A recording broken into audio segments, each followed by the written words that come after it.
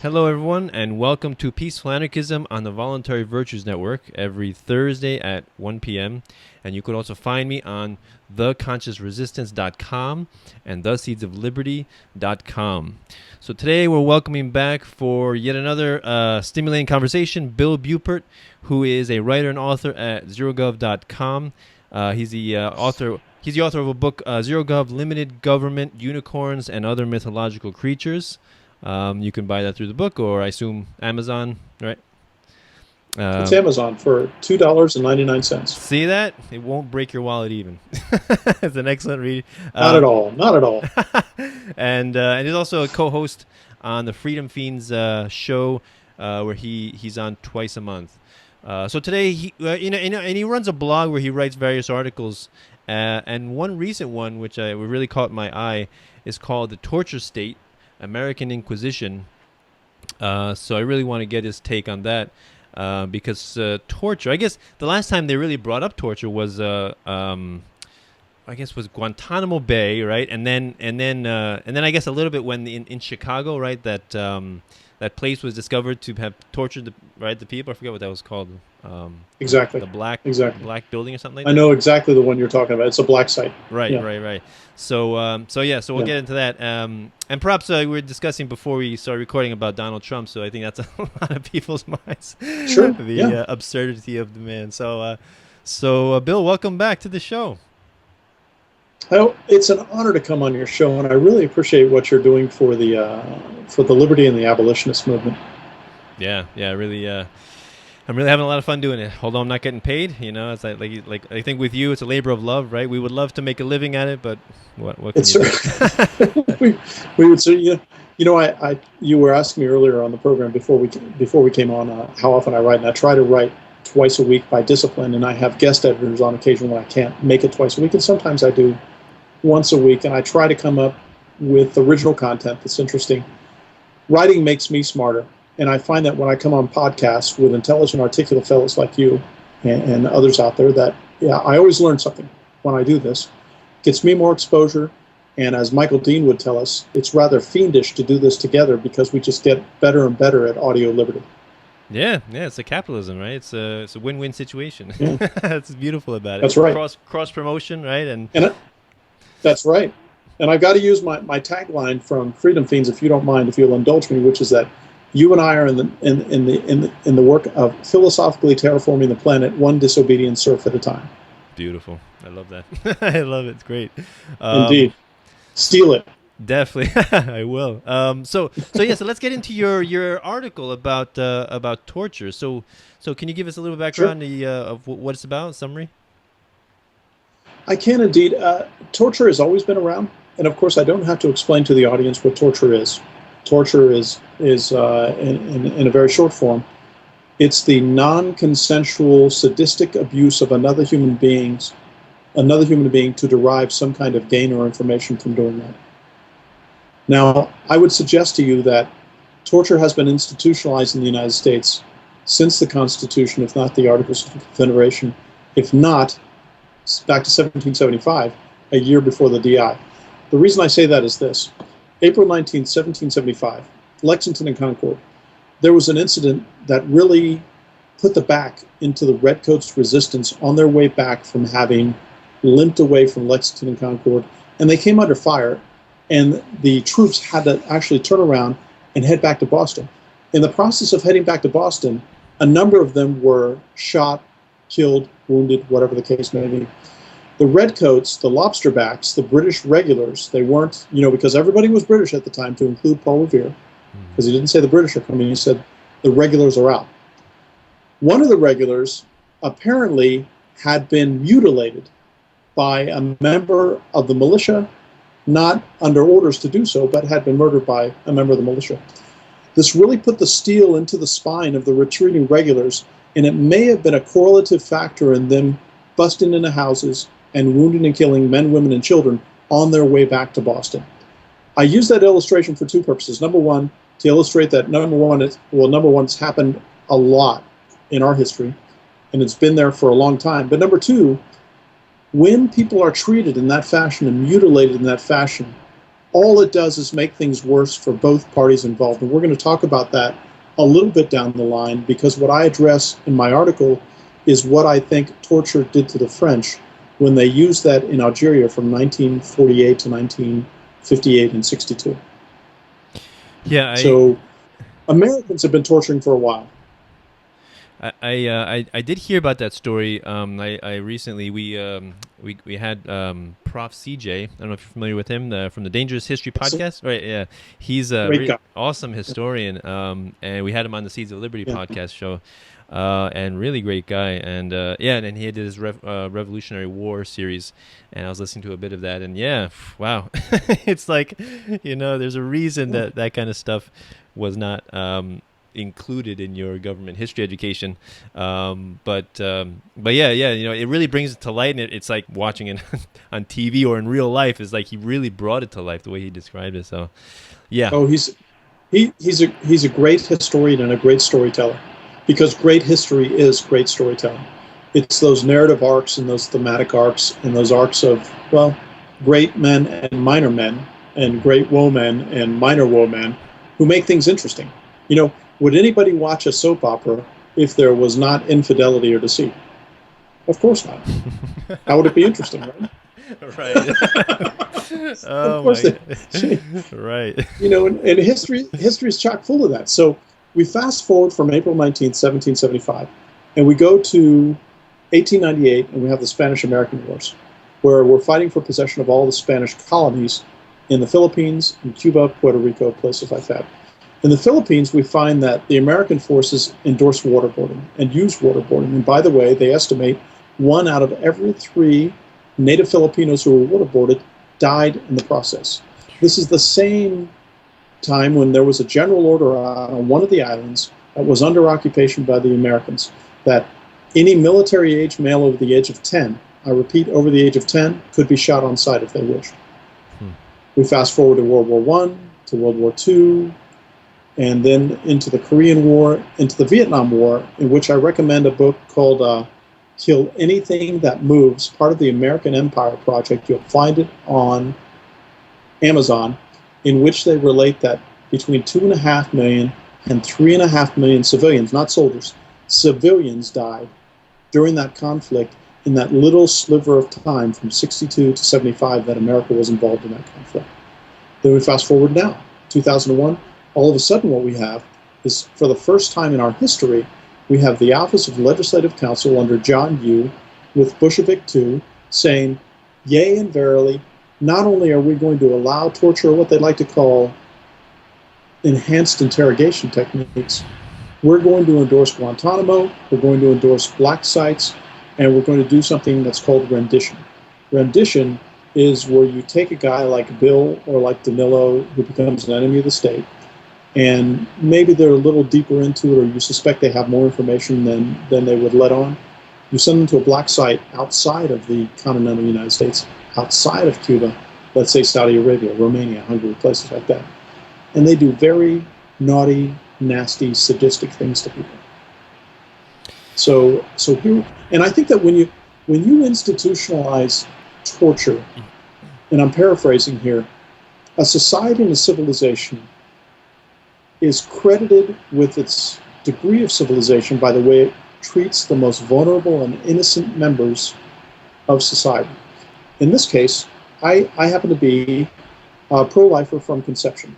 I happen to be anti-death penalty, and I'm very much anti-torture of any type, because not only does it degrade the human being that you're torturing through sleep deprivation, electrical shock, stress positions, or whatever kind of maniacal, sadistic stuff they come up with to torture another human being, maybe even flaying them alive, like we see in Game of Thrones. It debases the torturer and the torturee. And whatever empires practice abroad, it all comes home.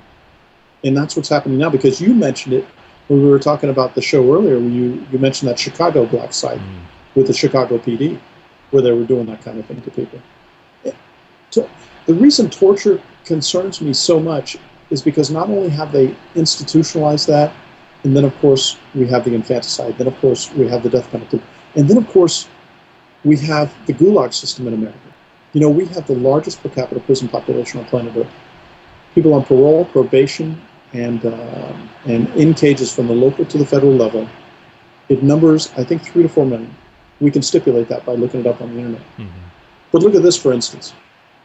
Today, on the count of The Guardian, believe it or not, in the UK, is maintaining a database on how many people are killed by police in the United States. The count today is 626. Now, those that they don't kill and those who they have maimed, well, those that they have maimed, they'll end up in custody. And they're going to be concierged into the local to the federal level of the cage. What I don't have numbers on, and which is probably impossible for me to get numbers on, is how many inmates are tortured, maimed, and killed in the Gulag system that's run by the government exclusively. Right. I don't know. Right. You know, the 626 number is shocking to me. And of course, do you think the federal government maintains a database? No, a British newspaper has to maintain the numbers for America because I guess maybe the federal government doesn't have enough money, you know, to run a database like that. Or, you know, put my Sark switch on when I say that. You know what? Right. And I think, Danilo, the reason why they don't want that number revealed is because it's such a gross slap in the face to every civilized human being to know that many people are being killed on a daily basis by cops, which looks like 5. Now, take a guess, if you would, Danilo, and I know this is sort of off topic, but this really does speak to the topic of torture in the police state, because that's what we're talking about, because they're married to each other, especially when the empire does abroad and brings that home. Mm-hmm. Take a guess at how many cops have died this year as a result of gunshot, and I'll even include accidental gunshots up to this point. How many cops have died per year? Up to this point from January 1st. Oh. Well, I wouldn't know, but just a wild guess. I mean, a few hundred, 100, 200, 16. 16. Seriously? Wow. 16. Look at that. You know, that reminds me of a statistic. Like, I think it was Adam Kokesh. He went out to the public and he was asking them, you know, you'll get a prize if you can tell me what are the most dangerous jobs in America. And everybody pretty much immediately, first thing, being a U.S. soldier, being a police officer, being a firefighter, right? Yeah. All government jobs. Yeah. And none of them made the top 10 list. First, one of the and if I may, I'll include these the links to both ODMP, which is the Officer Down Memorial page that lists those numbers, okay, and the one to the Guardian Canada. If you could post those for the show, if you don't mind. Sure. Yeah, that'd be great, and people can resource that. But think of that, and I'll call it 18 because 2 of them were accidental shootings, and I don't know whether that's a cop shooting each other or not. For instance, Brian Terry, the Border Patrol officer who died several years ago, you heard about that on the Mexican border, he was shot by the Border Patrol. Really? But they made it out as if a RIP team from the Mexican cartels had shot him.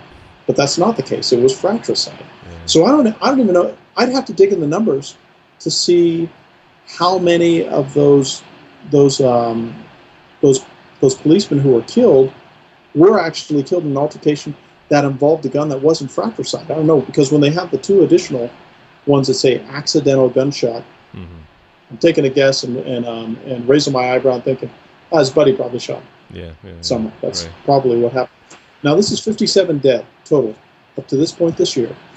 But that 57 is 16 gunshots plus 2 accidental, because the rest is heart attacks, illness, 911, car accidents, that kind of thing, where they call it line of duty deaths, right, so that they can get more money out of the taxpayers.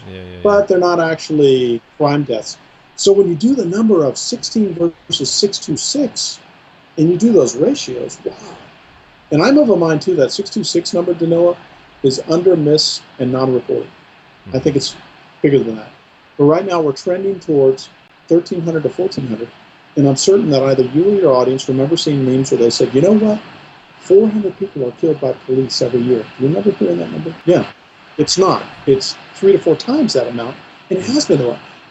None of this is new either, because all this is being captured because of videotape. This has been going on for decades.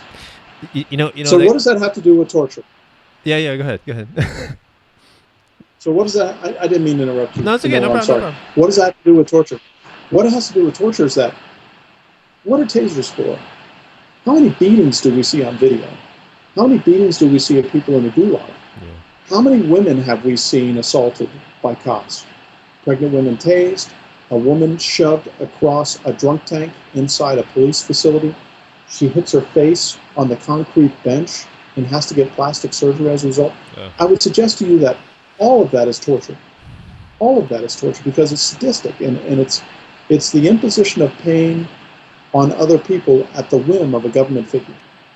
That's what it all comes down to. And I pretty much say that may be definitional outside of private serial killer circles. So you were going to say? No, private serial killers can't even compete. No way. I think there's a statistic I saw that well, again, Adam Kokesh frequently goes out and he tests people. You know, who are you more likely to get killed by? And the answer is, you know, comparing with police or a terrorist, you're like, well, 52 times more likely to get killed by a police officer than by a terrorist, right? And yet everyone's trembling with fear of some Muslims over there, you know, an ocean away, you know, that don't have a navy, don't have an air force, don't have, you know. Yeah. And it just goes to show you the power of propaganda. You know, it shows you the power of the government education media complex. You know, from preschool through postgraduate studies, it is owned lock, stock, and barrel by the American government. Grove City College and Hillsdale College are the only two colleges in America, the only two out of the thousands, because they accept no federal grant whatsoever, that receive no federal aid. Because all the college has to do for that 35-kilometer baggage train of regulations and rules to come in behind it is one student accepts a Pell Grant. Then the entire school becomes occupied by the feds. Oh, really? Wow. Oh, really? Only those? I didn't know that. Wow. Wow. Yeah. That's yeah. I mean, talking about colleges, I that's a conversation I have with a lot of people about, you know, the value of a college education today, and you know, how it has declined. Yeah, how it has declined so much. Not only because of the price going up, but just because of the internet, the advent of the internet, and rapid transmission of ideas and it's just an outdated dinosaur institution like any other government-controlled entity. You know, it just freezes in time. That's right. Like molasses, you know, it does. Doesn't conform or doesn't update with, you know, with the technology of the present. So. Brick and mortar can't be as resilient and quick to fix as online colleges can be. I think online colleges, of course, are the way of the future. Yeah. Harvard's a hedge fund. And the amount of money that is spent on the college tuition is absurd. But I have no sympathy whatsoever for people with tremendous college debt. Yeah. None. Yeah. You know, I see people holding signs up in the media saying, "Forgive student loans." I got a degree in Navajo lesbian feminist studies for Navajo lesbian feminists with a cleft palate or whatever the case may be, and I happen to be that, and I'm $180,000 in debt. Here's my challenge to them.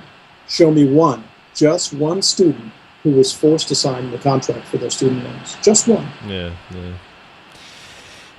They Because what's next? Cars and houses? Yeah, so I see people, you know, clamoring to the federal government, right? Forgive student loans, or even worse, you know, make colleges free. Like, look at these countries, look at Europe, right? Look at all the, you know, South America, free higher education.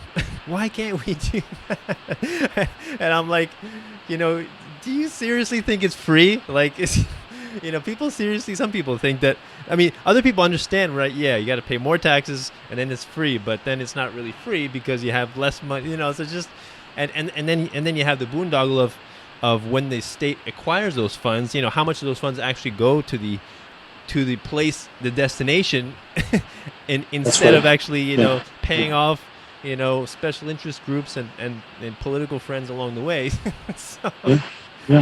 So in the end, it's enormous waste. So yeah, it's enormous waste. You know, what's interesting though is that when we examine what's happening with colleges, we realize that a lot of it is really schlocky, junky, infomercial junk that has nothing to do with advancing human liberty. It has everything to do with making sure that people are happy with their chains and happy in their cages. Because a bird that's lived in a cage all of its life doesn't really know what its wings are for because it's never been able to practice that. I'll give you a for instance. And we're way off topic again, aren't we? But there it is. Yeah. It's all right. The for instance is, I'm an Austrian economist. I'm certain that you have dabbled in Austrian economics. Yeah. Right? I've studied a good amount. Most of your audience probably has. Yeah. So, well, Mises and Hayek and Rothbard, I think we've all been influenced heavily and taken the direction that we did philosophically by what they do. What is absent in Austrian economics, which you find in Marxian economics, monetarist, Keystone Keynesian, and all the rest? Mathematics. Why is mathematics absent? Because mathematically, you cannot use cardinal rules to predict how people are going to behave with money and finite time and resources. It's madness to think that I can use an algebraic or calculaic formula to say what your utility is for chocolate ice cream as Danilo versus my utility for chocolate ice cream as Bill. You're really going to figure that out with a mathematical formula? No, you're not, because all you're doing is impressing other people who use these formulas to delude themselves to think that they're describing reality when they're not. I'm fond of saying that macroeconomics, as opposed to microeconomics, which is the study of the firm, macroeconomics is simply a sophisticated academic rationalization for the interference of the government with the economy. That's all it is. It serves no other purpose. You know, monetarist with Milton Friedman, I like to call him Milton Fraudman, but his son David gets mad at me when I say that. But Milton Friedman, you know, monetarist economics, it's just a tad to the right of the Keystone Keynesians. There's really no difference because, well, what he was saying, well, we'll take a little bit of the animal spirits out of the Keystone Keynesians, and we'll put a little more mathematical rigor in the monopolization of the fiat currency that we administer to the entire country through political gambits. Great. You've made no difference whatsoever, and all you've done is secured my chains. Thank you. Thank you, Milton. Yeah, you know what's funny? In my family, I have one family member who did study economics in university, and I got into a pretty emotionally heated conversation with her when it came to the Federal Reserve and things like that. She just didn't want to hear it. And what was funny was, you know, when I was talking about the Federal Reserve and currency creation and things like that, and then she's like, "Oh, you're probably into Milton Friedman and that, you know, the Chicago school, like the Austrian school did not even register on their spectrum." Oh, of course. You know, and it's amazing how it's like you barely even learn about that. You know, it's like they really think the Chicago school is the most extreme. You know, that's it. Little do they know. Right. Yeah, and it's amazing that, you know, I have learned a lot from independent, you know, books and podcasts and articles and things like that. And I still have a lot to learn, but yeah, I learned a good amount. And I mean, come to think of it, like how much money would I have wasted studying economics in a university?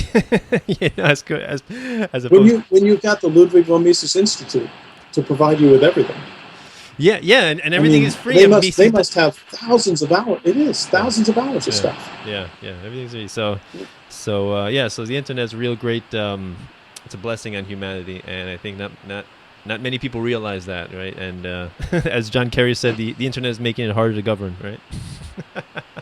That's right. You know, we're talking about economists. You find the same thing with political scientists. I like to be really clear in language. I think it's important. So this word politicians is rather neutered and mundane, and doesn't really possess the chutzpah to describe what it really is. Politicians are violence brokers. Bottom line, when you strip all the bunting away and the bad music and all their promises, that's all it's about is who's going to wield the bat, how often the bat will come down on your head in a wood shampoo, and what you're going to do to deserve that. That's what they're talking about. My challenge to every political science professor in university is, okay, for the next hour, I don't want you to suggest anything about the initiation of force. Go. Right. He's going to remain silent, right? Cricket. Or he's not going to realize that laws are the initiation of force, or, you know, a law is a gun, right? Some people, I guess. And the rule of law is a myth. Yeah. I wrote an article about that about a month ago, where I talked about John Hausman's article on the rule of law being a myth. And rule of law is something you find from left to right. Everybody says, well, we wouldn't be civilized if we didn't have the rule of law. Rule of law, just like limited government, is an impossible proposition. It can't happen because of interpretive frameworks and the fact that every human being on earth, now brace yourselves, and I hope your audience is sitting down,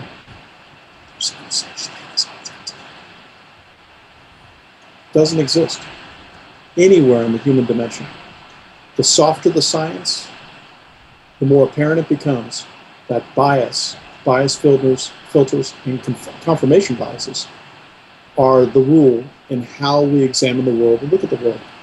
Do I try to stop myself when I'm listening to Rothbard or Mises or Di Lorenzo or some of the other champions of liberty out there from saying, whatever they tell me, I want to make sure I demand the same evidentiary bar from them that I would from the lefty, commie, collectivist pustards that are out there that are constantly trying to get me to take the wood shampoo.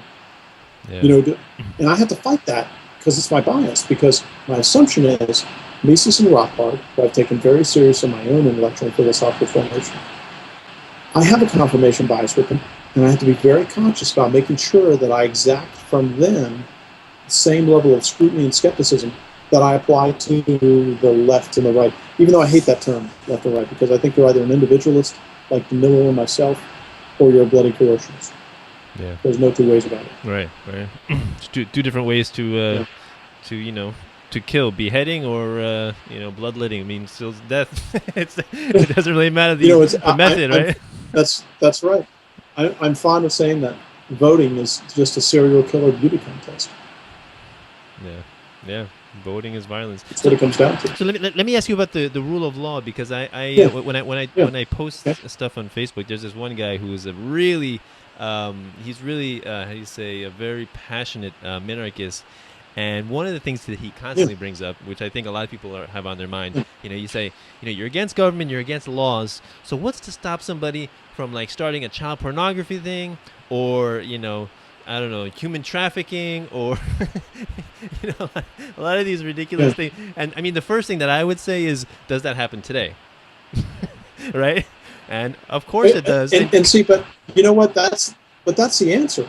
I think you've answered his query, because what he wants to do is he wants to say, hey, this $4 trillion government that we have over our heads right now probably costs more than that. This $4 trillion government, we need that to stop child pornographers. We need that to stop illegals from crossing the border. We need that to make sure those traffic lights function. No, you don't. You don't. I find it foolish where I'm constantly challenged, where I'll hear people say, hey, if you don't like it here, you should move. So what you're telling me is that because I want more freedom and liberty, I should leave. That's making a great case for you now, isn't it? How does that work? Yeah. Here's why rule of law doesn't work. Let's take 4 words out of the Constitution. And if any of your audience members read my stuff, you know that I think the Constitution is probably one of the most diabolical instruments to advance collectivist government the earth has ever seen. Mm-hmm. So that my best will thoroughly whisper. It's impossible. But what's happened is there's 4 words in that Constitution: general welfare and commerce clause, right? Mm-hmm. Just 4 words. From those 4 words, do you suspect there are hundreds of thousands, if not millions of words in the Federal Register alone, let alone all the satrap registers from the local to the state level, that describe what those words have been twisted to mean as an enforcement mechanism for the government to use against the population? Right. General welfare. Of course, how vague is that, right? Grover Cleveland, in I think it was 1876, comes up with the Interstate Commerce Commission. Where does he get the authority to do that? The Constitution says Commerce Clause. Roll forward to 1943, Wickard versus Filborn. I think it was Wickard. He's a wheat farmer. He grows wheat. He consumes that wheat on his farm, and he doesn't sell that wheat. Wickard versus Filborn says, even though you consume that wheat, even though you didn't sell that wheat, by not selling that wheat, you affected commerce. Well, look at the implications there. I mean, the federal government loved that decision. And then we fast forward to today, where we have Obamacare.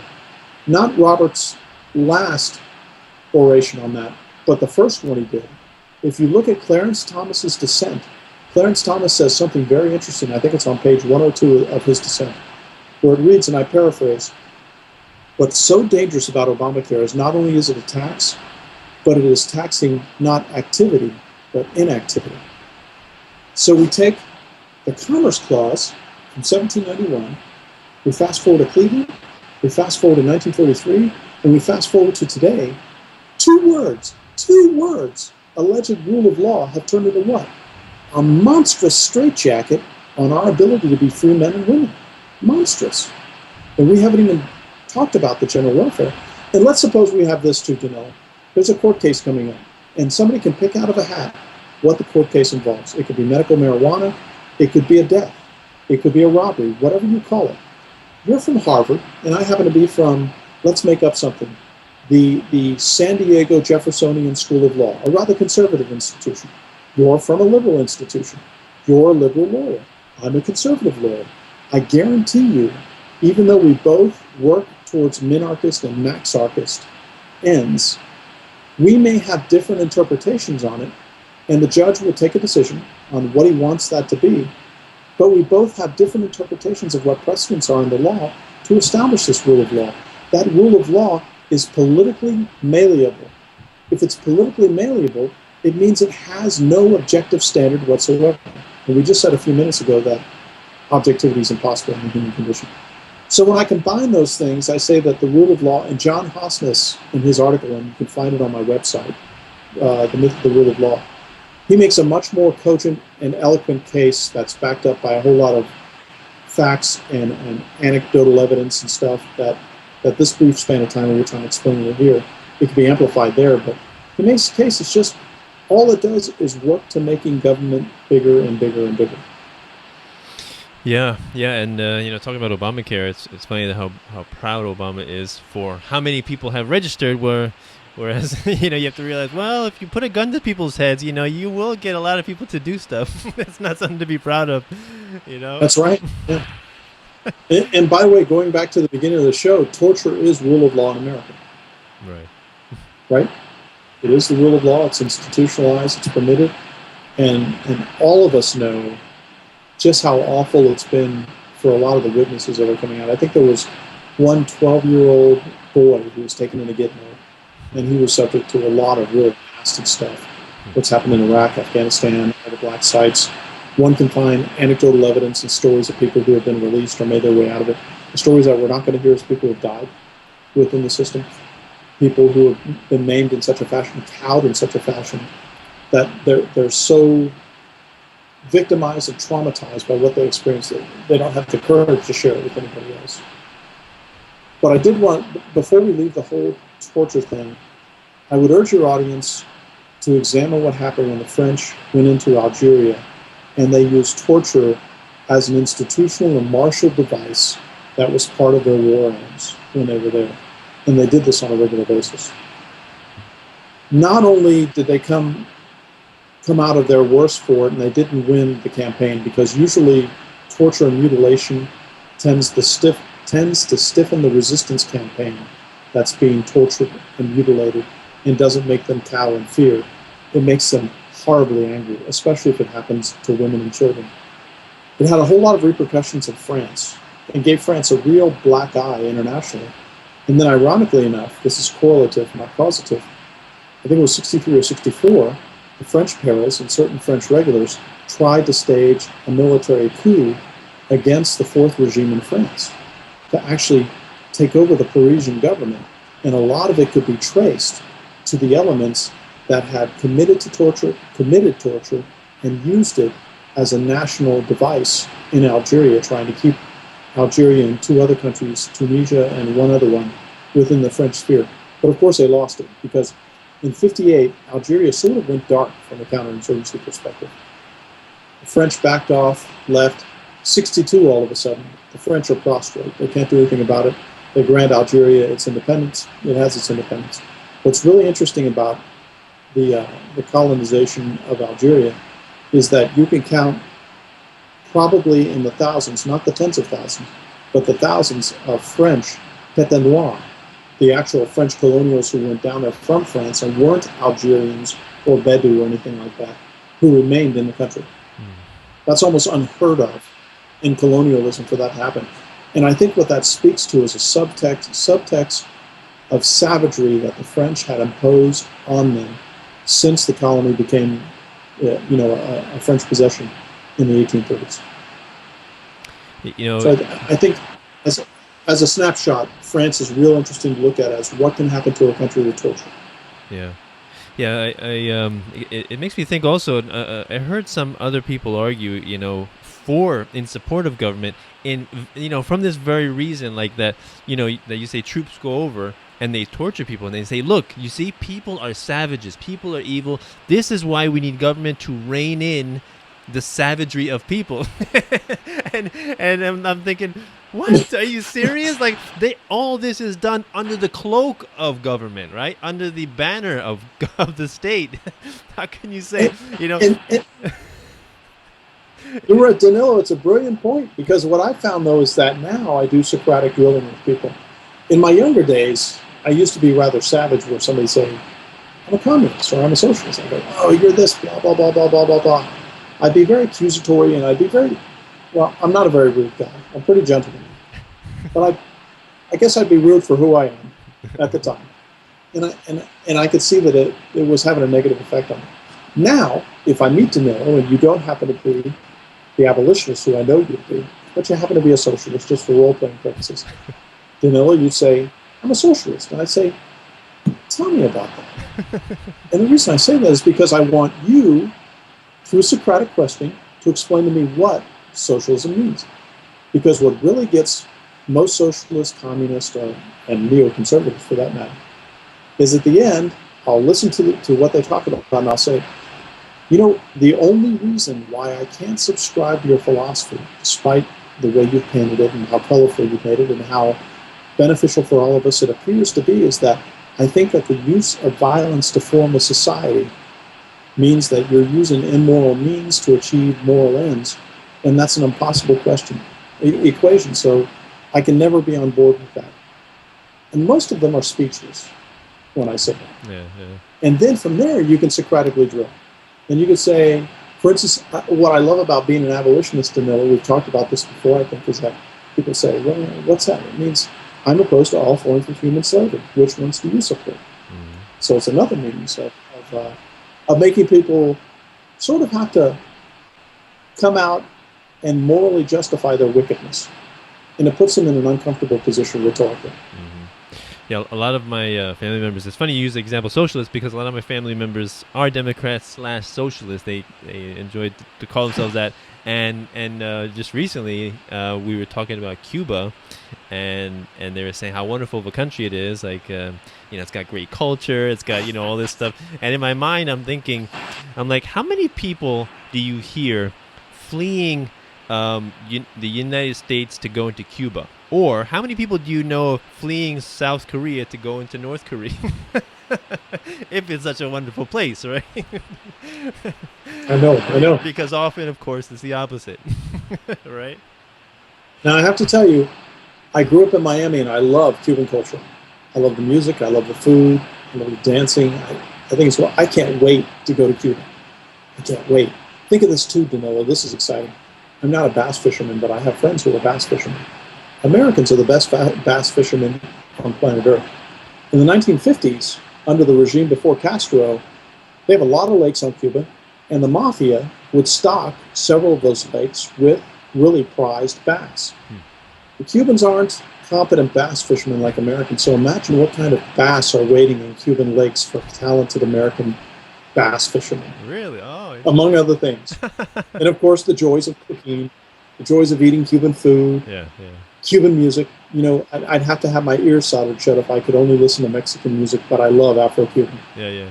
I think I was hearing about the very old style Cuban cars, and everyone's saying, "Oh, look at that! That's so quaint, and that's so nice. Look at how cute their cars are." But it's as a result of the the fascistic arm of the government stifling human innovation, and exactly.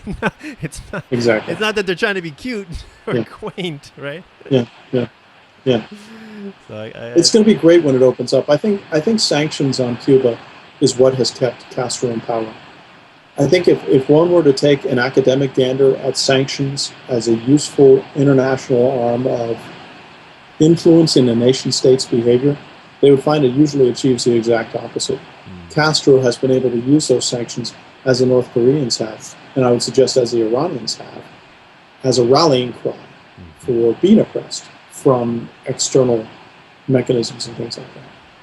Yeah. I mean, yeah. What authority do the political elite have on restricting the free trade between people? That just want to trade.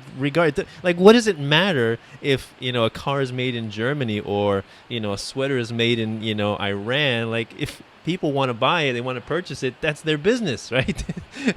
It should be no how do you say there is no reason that any kind of political master should get involved in that at all. I mean, they shouldn't exist at all, but it's just stifling basic trade, like and I guess in one sense it pits one country against another country, so it encourages nationalism in some sense, like that, right? So I can see that happening. But I agree. Thank goodness, though, we don't have a one world government, because things could be far worse than it is. So far, what I love about international relations is that when people say anarchy doesn't work, and I say, take a look at international relations. Right. Yeah. That's anarchy in action. Yeah. And by the way, when you go home this evening and you're having dinner with your family and you've invited friends later to have a pool party or something, that's anarchy in action. When you go to Trader Joe's and you're shopping for your family, that's anarchy in action. By the way, when you open a door for a lady, you're not doing that because you're afraid of a jail sentence. You're doing it because you're a gentleman. Right. That's anarchy in action. Right. So, yeah. Yeah. It's the discussion you and I are having. We're not having this discussion because we're afraid. We're having this discussion because we owe this to our children and our grandchildren to make sure we plant these seeds. Yeah. Right. Because the things won't change unless the status quo is challenged. Actually, it reminds me of a great quote. It's like we revere the live conformists and the dead troublemakers. Right? Isn't that sad? People like Edward Snowden, who are trying to tell the people, something that will help them realize the abuses and rampant crimes of those in power, is vilified, and he's forced to flee. Right, whereas the guy with the guy Chris Kyle that made the subject of America's Sniper, he's killed all these people in cold blood, people he's never met, never knew, just because he's following an order, and he's a hero, right? I mean, what kind of a sick society I don't is get that? It, but I got to tell you, I didn't watch American Sniper for 6 months because I thought it would be a raw flick. But I think Clint Eastwood, if he was never an actor, and I love his acting, if he was never an actor, he would have been one of the best American directors ever to set foot on a set. There's no doubt in my mind.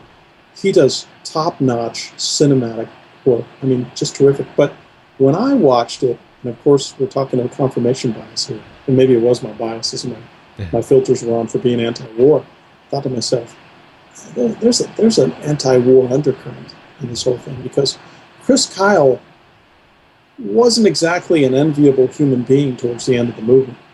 You can see the toll it had taken on him, because he has to live with those faces every night, or maybe even that he has daytime vision too, no longer. But because unfortunately he was gunned down by somebody.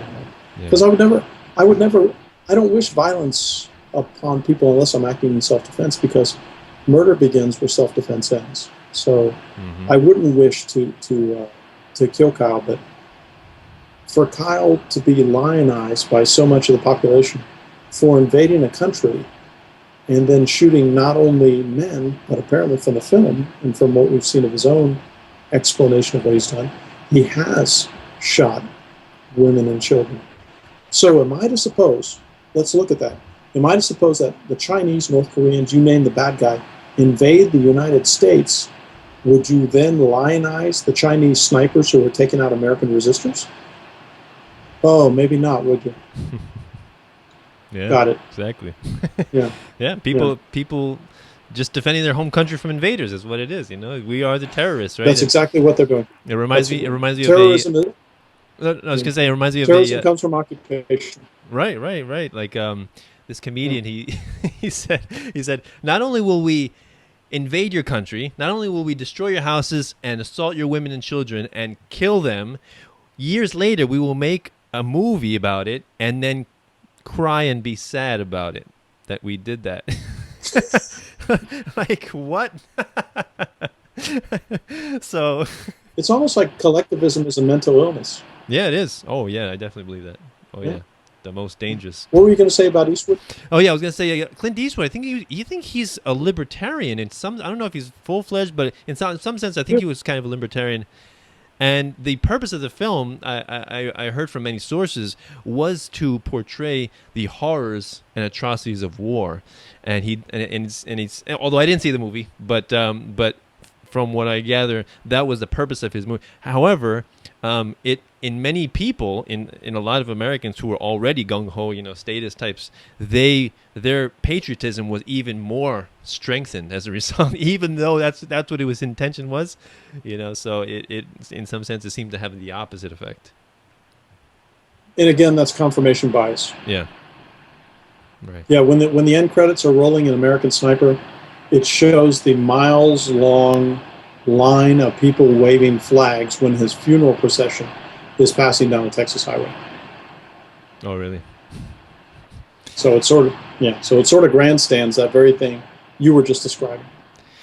Yeah, and and yeah, talking about torture, like when is torture mostly done is in times of war, right?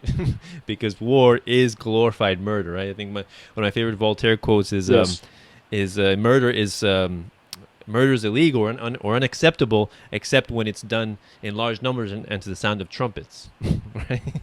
Because when the state does it, it's not murder, right? It's war. There's these tremendous political euphemisms, that we all learn really well. Taxation is not theft, right? Because it's your civic duty. Right? That's right. Voting's not violence because when you pull that lever, you're not implying any consent upon your neighbors. Got it. Yeah, and just reversing all of that indoctrination, expelling all that statist excrement that has built up over the years is not easy, because it gets lodged in there in the nooks and crannies of your intellect, and to expel that requires a lot of self-reflection, self-examination, reevaluation of basic core principles that are drilled deep inside, and so that's one reason why a lot of people get very angry when you try to challenge their sacred cows, right? Exactly, because sacred cows make the best burgers. Right. Right? It's I was just discussing this with a friend today, Danilo, and I'll bet you're just like this. I find that when I have these discussions and somebody calls me out and maybe I discover that I'm wrong, I'm not offended by that. But I find when I have these discussions with collectivists, they tend to anger, or they tend to shut up, or they tend to clam up, or they tend to dismiss you out of hand. For me, this is sort of like it's an intellectual adventure where I'm always learning new stuff. Like this show with you, I've learned a couple things I didn't know as a result of having the conversation with you. And I'm always going to be in a learning mode because I'm a lifelong learner. I find a lot of collectivists, not so much. Right. Part of that is television because the glass teat, why do you think they call it programming? Mm-hmm. That's all. That should be everything you need to know. Yeah. Don't watch TV. If your audience from this broadcast today takes anything from this podcast you and I are doing, turn off your TV. If anything, only stream, because streaming is a very deliberate thing to do, program by program. If you have satellite or cable, you should get it out of your house, especially if you have children. If you have video games in your house, get them out. They should be in the front yard, waiting for the next trash pickup. Yeah, yeah. TV it has been hijacked. News. It's basically the basic news stations are basically government news stations. We got to be Yes, that's realistic. exactly We got to what be they are. realistic about that. They're Yeah, basically yeah. the cheerleaders. The lapdogs of the ruling class, basically. I And call NPR National Parrot Radio. oh my god, Yeah. yeah. Of course, my family loves that. But um, and one of the overarching messages of news is people are cruel, heartless, right? Evil, violent men. All men are rapists, right? Fear your neighbor. Fear There other ought to be a religions. law. There ought to be a There ought to law. be a law. There ought to be a law. Keep talking. Keep talking. This is just the background. Keep talking. There ought to fear, be a law. fear, There ought to be a law. fear There the ought other to be a law. country. Fear all There ought to be a countries. law. I mean, There ought to be a law. and There then ought to be. the Federal Reserve stabilizes the currency. The Federal Reserve protects the people. All this kind of. Oh, I could just go on and on. Trust the I know. experts. It's nonsense. We just need to get the right person in office, right? That's right. And it's like you don't even have to do anything because we have the politicians, the experts. They're there. Why do we have to do The anything? violence brokers. That's right. Yeah. If we You want, need a wood shampoo. You're thinking. yeah, if we want something, they're just gonna steal it for us. So why even bother? Actually, I saw a great meme. It said voting is. You see a guy taking money out of the wallet, out of somebody else's wallet, and then the guy puts something in the ballot box, and he's like, all of the violence and none of the responsibility, or none of the guilt, right? Right? I love that. One of my favorite voting memes of late is the guy's by a young sapling, and he's got a noose around his neck. It's connected to a branch, Right. and he's watering the I tree. see that. Yeah, that's a great Yeah. one too. Yeah. So, yeah. Exactly, and actually, I'm reading a book right now. I don't know if you're familiar, Frank Karsten, Beyond Democracy. It's a pretty great book. No, but I'll check it out. Yeah, it's an excellent book, and one thing he was saying is every single democracy devolves into fascism, totalitarianism, because the voters are constantly wanting to take from the government largesse, from steal from your neighbor, right? Nobody has the incentive to actually produce because everybody's clamoring for the free loot, right? It's because stolen. yeah. All democracy makes your neighbor your property. Yeah. I tell people it's like Yeah. it's That's like we're all, look at Greece. yeah, right. Greece. Oh man. Oh my! They have a referendum. They say no, and then the Greek government says yes, yes. Don't listen to them. Yes. Don't listen to them. No, yes, yes. Oh man, yeah, isn't it amazing? Greece is that's where the great philosophical greats originated. Yet today they're just mired in debt and socialism and waste and rot, and it's Horrible. it's A beautiful country, though. I've been to Crete. It's just beautiful there, and I'd love to go again. But 25% of their economy is based in tourism, and I don't think their tourism numbers are going to increase with this latest unrest they've had. right, and. So, I mean, a lot of people that I talk Yeah. to from Europe, one of their, of course, the less economically literate of them, one of them saying, we have free healthcare, we have free colleges and universities. It's just a wonderful place, and what is it? They have high minimum wage, I assume. All the basic socialist crap that you hear, but you don't see the violence underneath, the implicit violence that is involved in Indeed. taking 60% of your income, something like that. yeah, and you and I both know that. We know that both intellectually and instinctually, that theft is wrong, that robbery is wrong, that murder is wrong, that initiated aggression is wrong.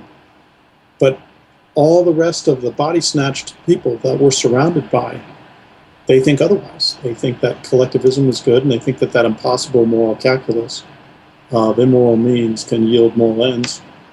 Yeah. They think, well, yeah, I wouldn't put a slash through that equal sign. They like it that way. Oh yeah, it's hard to wean Yeah. yourself off of free stuff, right? When it's not, Indeed. when you're not the one Yeah. that's producing it. That's right. So Right. so before I let you go, can you just give us a your opinions on Donald Trump and the whole fiasco of of him trying Sure, to yeah. lead America to freedom? I'm a proud non-voter because I think that I think voting is violence, as you and I have discussed, and I think you've discussed on your program before, even when I haven't been with you, and that I refuse to do it because of that. What Donald Trump does that I think is valuable is the same thing that Bernie Sanders does, the self-avowed socialist from Vermont. Yeah. They broaden the framework of the argument. It's what Ron Paul brought to the process that hadn't been there for decades, in 2008 and 2012, when Ron Paul's the only guy there who's saying, well, why should we go overseas? Why can't there be peace on earth? Why do we conduct infanticide, across the Fetid Plain? Why do we do all these things? Maybe Trump, for all his fascisty leanings that he has, will ask some of those questions. I don't know if he will or not. Maybe Bernie Sanders will do the same thing. There was this curious thing that happened with Dennis Kucinich. Do you remember him, the Democrat? Okay. Who Ron Paul was talking about, well, I think it was 2008 or 2012, maybe he'd be a running mate or something. He's a Democrat. He's very socialistic, very much the collectivist, but he wants foreign policy abroad to be much more peaceable than it is now, much less warlike than it is now. The cognitive indifference that Kucinich doesn't understand in his own twisted head, though, is that that sponge that looks like a brain isn't computing, because if you want peace overseas, why don't you want peace at home? If you don't want to use violence overseas, why do you want to use it at home? Because Ron Paul has been the only candidate. You got to talk about Ron Paul, even though you brought up Trump. Yeah. Ron Paul has been the only candidate who truly wants peace on earth, and he means it. He never tailored a speech to an audience, because he spoke from his heart, he spoke from his spirit, and he spoke from what he knew. So Donald Trump, he's a clown. Bernie Sanders, he's a clown. And everybody in between, they're all clowns. For me, the ultimate ticket for 2016 is Clinton Sanders or Sanders Clinton. And if Cthulhu could be on there as a vice president to the vice president, I'd go for that too, because at least he'd give moral balance. Yeah, and also there are a few anarchists. I'm sure you've heard that, like Jeff Berwick and a couple of people, and also Darryl Perry and Adam Kokesh, I think in 2020, who are going to be running for president on the peaceful dissolution of the state, which is a noble and praiseworthy goal. I wish them all the best. But that still doesn't encourage me to want to get involved in the political process. But if they think they can change the Leviathan from within, it's like I hear that all the time. You see the Lord of the Rings, the Eye of Sauron. You think you can, if you want to change, the Eye of Sauron, join Sauron's army and change it from within. You want to change hell, go to hell and change it from within. It's like, so, but if they think they can do it, all the best for them. That's hilarious. And Danilo, the thing I recommend you do on the day that the vote comes is I want you to get books called Whatever Happened to Penny Candy, and I want you to sit down with your children, open the book when the ballot's open, and start reading to your children. Whatever happened to penny candy? Okay. Yeah, it talks about inflation. Okay. It explains economics to your children. I see. I see. Right. Penny candy. Yeah. Okay. Got it. Yeah. Cool. All right. Well. So, I'm Bill Buppert, ZeroGov.com. I have a book called Zero Gov: Limited Government, Unicorns, and Other Mythical Creatures on Amazon at a cheap price of $2.99, and I would urge everybody to buy it, of course. I'm coming out with a revised and expanded edition of it, in which I will double or even triple its size once it gets back from the editor, because I've got approximately 350 pages to add to it, but is already about, I think, 300 pages. So, wow. And I won't raise the price. See that? A true humanitarian at heart. Eh? Excellent. That's right. Bill, thank you very much for coming on the show. I really appreciate it. Great conversation. Hey, it's always an honor to be on, Danilo. I hope to talk to you again in the future. Yeah, definitely. We'll talk again about some of your other writings. You're always coming out with something new. So beautiful. So thank you everyone for listening. If anyone wants to donate, help out the show, I accept PayPal or Bitcoin.